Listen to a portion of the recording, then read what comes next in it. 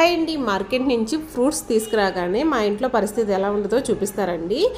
వారానికి 1-2 సార్లు ఇలా ఫ్రూట్స్ తీసుకురాగానే నేను సర్దుకుంటూ ఉంటాను. తేగానే మా వారు మా పిల్లలు పుచ్చకాయ కట్ చేయమన్నారు. సర్లేనే అది కట్ చేశాను, నీట్గా కడిగి కట్ చేసి ఇస్తే అంత టేస్ట్ లేదంట. సర్లేనే అది మళ్ళీ పక్కన పెట్టేశారు. నేను ఇంకా ఫ్రూట్స్ సర్దుతూనే ఉన్నాను.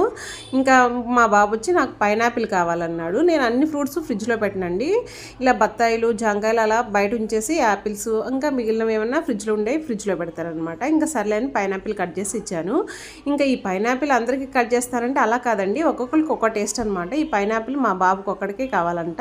ఇంకా మా పాప వచ్చి అన్నయ్యకైతే పైనాపిల్ కట్ చేసావు, నాకు డ్రాగన్ ఫ్రూట్ కావాలంది. సర్లే అని ఆ పాపకు కూడా డ్రాగన్ ఫ్రూట్ కట్ చేసి ఇచ్చాను.